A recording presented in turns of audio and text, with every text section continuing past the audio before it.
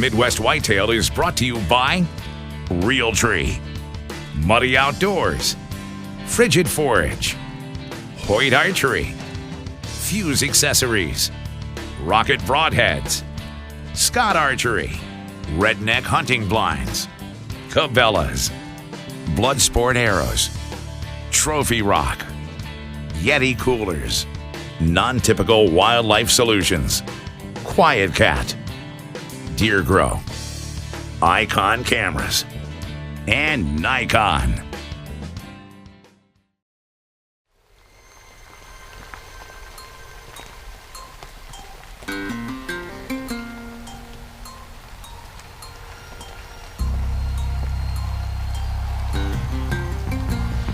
It is October 27th, and we're sitting in a bottom right now.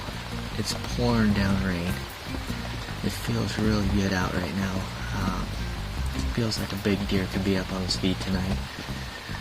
We decided to move a hay bale blind in and try getting him that way. There's a really big deer down here that we're hunting. We call him Ghostbuster. We've got all kinds of trail camera pictures. He's been here in the daylight.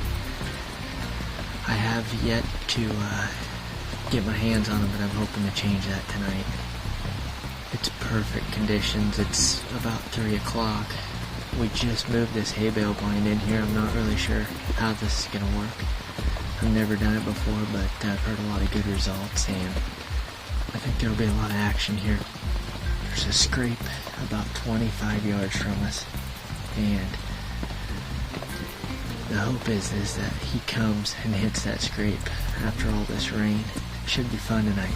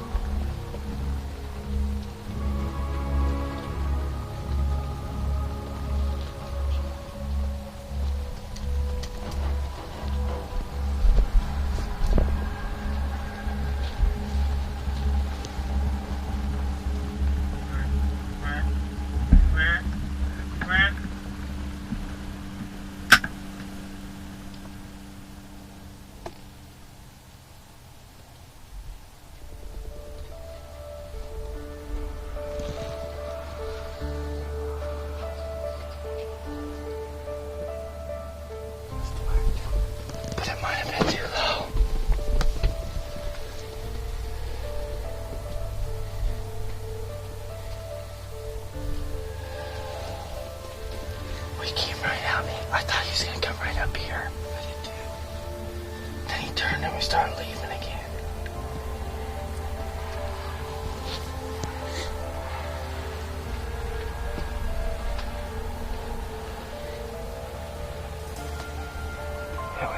It was then or never. I mean, it would have turned into a 50-yard shot pretty quick.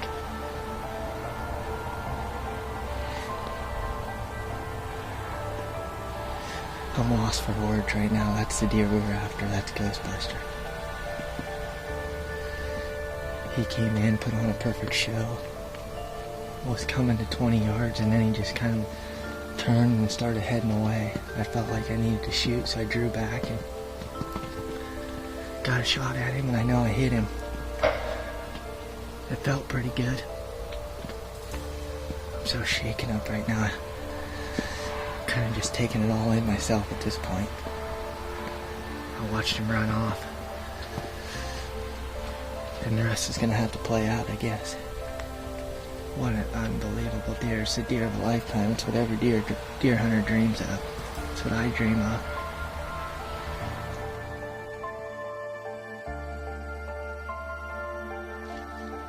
Had to be right out here, didn't it? That ain't good.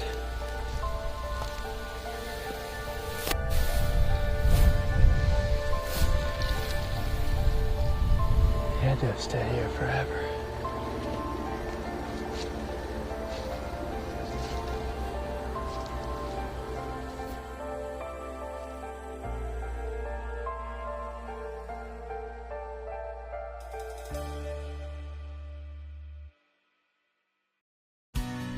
I'm rolling.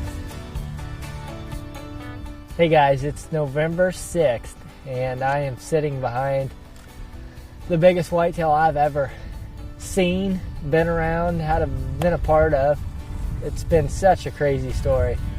We knew the deer was in the area. I looked at hundreds of trail camera pictures of him. And the night of October 27th, I felt like it was going to happen. Luke and I talked several times in the blind, you know, what if he does this? What if he does that?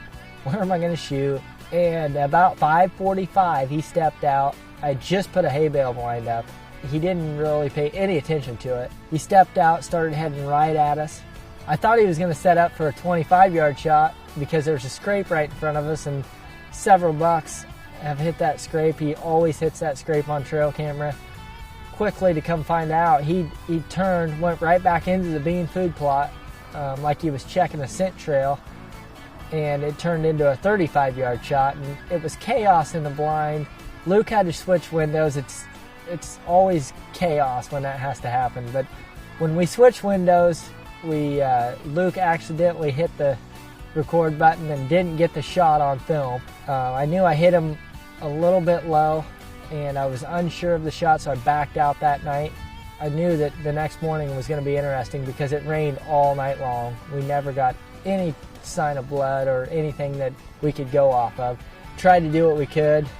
We had no leads, so we put the trail cameras back up to see if he was, if we could get him on camera again or if he was going to show back up. There was no sign of him. He never showed back up that whole next week and a half. And today, on November 6th, I went in this morning. I decided I was going to give up my hunting season. I was going to go after him. The first thing we noticed as we stepped into the field was a hawk flying around, and he went down the timber and he came back up, and we're like, that can't be right. And the first place we went was towards where that hawk was flying, and right away we found him. He went about 150 yards, and we found right where he bedded down, and then he had moved again. We found another bed, and he was right there. And from that moment on, I've been living the dream I've always wanted to live. I mean, this is a deer of a lifetime. I just can't get enough. I can't express how I feel about getting the opportunity to even hunt this deer. I feel honored to be a part of it and be the one that gets to sit behind him. That thing's crazy, Chad. Well, I can't even believe I got a crack at it. It's unreal. So I know I was talking to some of the other guys that were hunting this deer, and tell me about where the deer spent the summer, and then obviously he was spending the fall where you were hunting. Drew Yarkowski, one of my other former employees, was hunting he wasn't hunting it, but it was on his farm too. And that's how far was that from where the guys were seeing it during the summer? I first picked up the deer last year, and he was mid-180s, and he showed up late season. I could tell, wow, that's a deer I need to go after. Started hunting him hard. A couple guys from town had gotten him during the summer, and usually of a 180-inch deer, there's not a ton of them around, so you kind of, everybody knows, what deer is what. You kind of pick features out and figure out, well, that's the same deer. Well, he was hunting that deer too, but he wasn't seeing it. He's like, I got summer pictures of it and never seen it. And then I was hunting this deer, and I'm like, he just showed up. He said, he's a giant. And we never put two and two together on even that size of a deer, that they were the same deer. And From where those guys were seeing him during the summer. From where they were getting summer pictures of this deer, we figured up it was roughly 4 miles as a crow flies, basically straight. If you drew a line straight from their farm to this farm. So he spent the summer 4 miles from where he spent the fall. Yeah, at least. I get that question a million times, and I know that everybody wonders the same thing, and we've talked about it before too. And some of them will move, less, or some will move maybe even further than that. I've never heard of one going further that I'm aware of, but I know of, even on our farm, we'll film it in the summer here, and it'll show up in the fall half a mile away or something. And so that's just an extreme example, I think, of how far those things will go. I'll add to that the fact that he moved that far from the summer. But then once he got to that spot, but the area was really small. I mean, it was, I'm going to say he lived in a 40-acre, what I call the bowl. I mean, it's a bowl that is surrounded by big ridges, and he lived in the bottom of it, and the neighbors were seeing him all the time, but he never moved from that spot. I mean, it was just like he moved 4 miles, and then he stayed within 400 yards. Huh, I'll be darned. He did that 2 years in a row. 2 years in a row. Yeah, that's crazy. Yeah, that's cool. I think that I mean, obviously the antlers are remarkable, but I think that part of the deer's behavior is so interesting. But there's another part of the hunt too that I thought was pretty interesting, and that's where you hit the deer. Yeah. I mean, I wish we could have had that shot on camera, and maybe it wouldn't have shown exactly, where the arrow hit. But we've had all these mystery hits on our show over the years, and this one was one that you'd say there's no way that killed the deer. Right. But the deer died 150 yards from where you hit him. All you did was hit the leg, the front leg. Yes. Never went in the body cavity.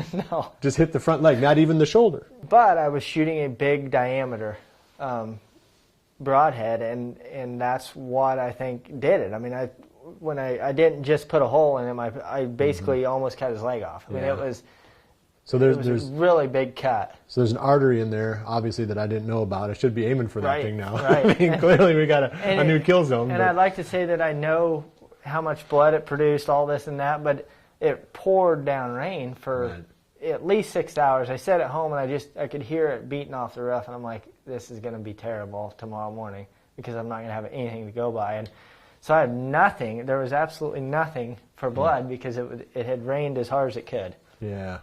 So all the pieces lined up on this one. The pieces lined up, and the one thing that never happens, I walked right into the food plot, and it was like the good Lord was shining down on me because the hawk literally flew up, and I'm like, that's kind of weird, and then he flew right back down. And I looked at my buddy, and I'm like, is that normal? I mean, why would a hawk be flying up and down the timber? And he's like, yeah, that ain't right. That's not right. And then I walked right to that spot, and there he was. And I've done that before on several, other things where you're looking for, and it never works out that way. Yeah. No, I know about the bad way. So so how old do you think the deer was? The best we can tell, 6.5 years old. Okay. I mean, that makes sense because it seems like what we've seen anyways, when they're 4 and 5, they're just so hard to see during the day. It seems like they're almost entirely nocturnal. Yep. And every deer is different, but it just seems like a pattern. Then at 6, it's sort of like the whole personality of the deer changes. Well, and he was. It was a matter of time before he, he just flipped a switch, and he was moving at 10 in the morning, 3 in the afternoon. October 15th, he walked by at 2:30, and he's just all over the place. Yeah, because Drew had pictures of him during the day too. Yeah. I mean, it was. Well, did Colton have pictures of him too? Yeah, it turned into I'm dealing with kids that I've been friends with all my life, and we tell each other everything because there's nothing to hide. I mean, if he kills a deer, I'd be just as happy. And he'd be like, if I killed it, then yeah, well, yeah. I'm happy for you, right? But I mean, I'd been happier if it would have been me. But anyway, he's like, I got him at 9 o'clock this morning. I'm going in there, and I'm like, well, I had him at 3 yesterday afternoon, and it was pretty crazy. So somebody was going to kill him. Somebody was going to kill him, and it was going to be for bragging rights because it was dealing with a couple buddies. But. Oh, that's funny. Well, that's cool. Well, where we're standing right now, we spent a lot of time here back in 2009. And I don't know if people realize it, but you and I were the only 2 employees of Midwest Whitetail when we were producing 10 weekly series. Yes. I mean, we had guys, in the different states that were helping, but you and I were producing the main show, and Drew Yarkowski would pop in once in a while for a couple hours from college to help out. A lot of times we were doing 2 episodes a week. Remember that? Because we would kill a deer. We would put that on Monday. Then we'd kill another one on Tuesday. We're like, what are we going to do with this? So we'd put on a Thursday show. We'd have 2 shows during the week. It was chaos. Oh, gosh. The one thing I do remember is when you first started, or when everything started up, is you came in here and dropped a camera on the ground. And you're like, you know how to use one of these things? I said, no idea. Well, we're going to learn. We're going to start filming. Yeah, I remember that. That was only a few months before. So we grabbed the book and we started looking at the book, and that was the training that we got. The Canon XHA1, remember that? Yep. This is the office, and it looks so different now, but I'm sure you remember. I'm sure you remember what it looked like back in the day. I mean, we had that workstation. It's unreal. And we had a computer there. We had another workstation right here, and a computer here, and there was 2 people packed in here full time working. Still, I think I wrote that I made that little deal back there. That's my handwriting. Because we had to capture everything off mini DV tapes because there was no solid state video recorders back then. That's crazy. We had, and that was our whole. And I see that little whatever you call that thing, dry erase boarding behind there. That was where we tried to plan everything. Well, we didn't know what we were doing. I mean, the whole thing was absolutely not. We just threw it together on the fly. But it's amazing now. There's 6 or 7. No, there's probably 9 people in my office that are doing what you and I did. Right. Yeah, exactly. I'm paying these guys way too much. If you and I could. No, I mean, there's a lot more going on now than there was then. Yeah, I mean, you can tell the quality's gotten a lot better, and those guys are great guys. And yeah, no, I'm just kidding about that. Plus, we produce all that stuff for Cabela's, we'll never tell them that to their face. No. But it started here. Yeah. In the very first episode of Midwest Whitetail, I remember it was a computer sitting right here, and Drew Yarkowski created it. It was the preview show for 2008. Yep. Remember that? And Colton had that spotting scope. He was like a pirate sitting on the back of the truck, and he pulled it up, and he's there's no way you can handhold a spotting scope. All the goofy stuff. But we made it work because we had really big deer. Yep. And we killed a lot of really big deer. And back in those days, I mean, there was a lot more good bucks around. Every time you went on stand, there was going to be some kind of live target. Because you carried your bow, I carried mine. Yeah, and I mean, several times we got, almost killed one. I mean, it was, we were always in the game. Yeah. But we took a hit in the last, few years with the EHD and stuff. I mean, it's, even in the best spots to hunt whitetail, you can sure tell. Oh, yeah. Yeah, this farm is nothing like it was back in the late 2000s. But hopefully it'll bounce back again. But anyway, I thought people would get a kick out of... And remember how we used those SD cameras? What were they called again? Those... I was trying to think of those what little you're talking. cheapy Canon ones. I think I've got one here. Yes, here it is. GL2. This is what we filmed. GL2. Yep. We filmed all of those hunts. Except for the one camera that followed me was that XHA1, that HD camera. Everything else we did back in 2008 was on these little jobs right here. That's crazy. That is crazy. Oh, man. Had to mortgage the house just to buy a couple of them. Yeah. Oh, well. That's pretty cool. Well, you've come a long ways, Chad. Yeah, I appreciate it. And it's been fun. Well, congratulations. We'll wrap it up right there. And I'm proud of you for everything you've done and for killing this big deer. We'll see what the future brings. I've got to check my trail cameras and come up with a strategy for the late season for myself. And then I think Jordan's going to hunt this last weekend of the second shotgun season. So we've got some more action coming here from the Winky Farm, and we'll bring that all to you in the rest of the episode.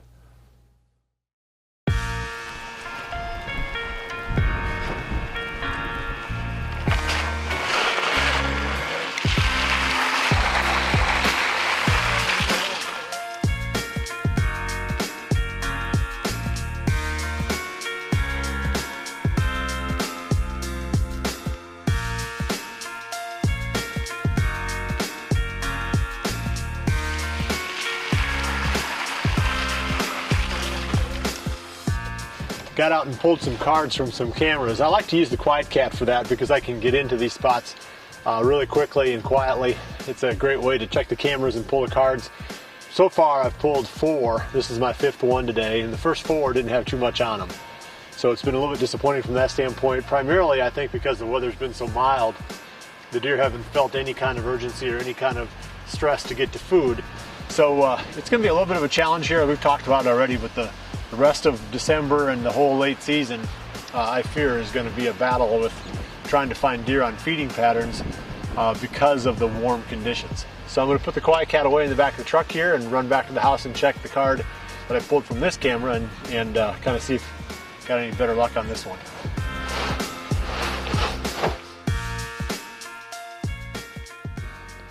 Got back into the office here and took a look at my cards, and boy, it sure was a disappointing brood of cards there that I pulled. Not much, and I think that's been sort of a common theme that we've heard from a lot of people here recently. With this warm weather, the deer just aren't really coming out into the feeding areas, and or the bucks rather. I mean, I'm getting lots of pictures of does, just not pulling much there. But this was one deer that showed up on one of the cameras that he would be a definite target, I believe. I mean, looks like a 4-year-old buck. You can tell by the shape of his head, a little bit broader head, rounded off. His body line is, you know, pretty rectangle shaped. He doesn't have that sleek appearance of a younger buck.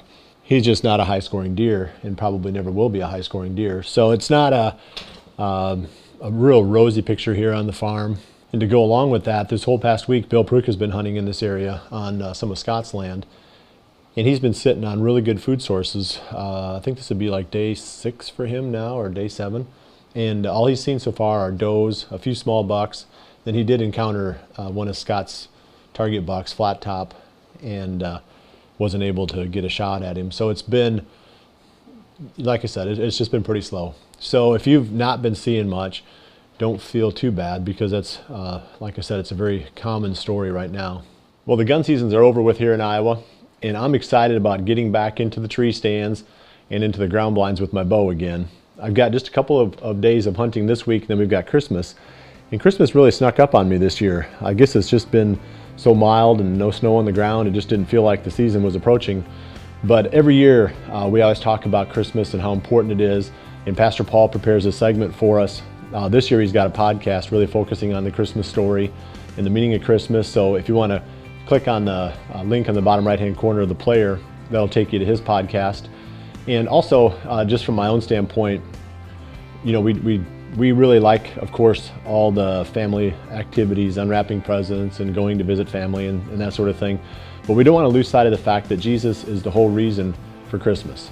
You know, we sometimes forget that in the hustle and bustle, but at the end of the day, Santa Claus isn't going to change your life.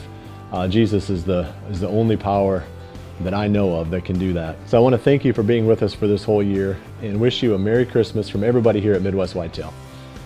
So we'll see you right back here again next week for the next episode of Midwest Whitetail, and remember to always dream big.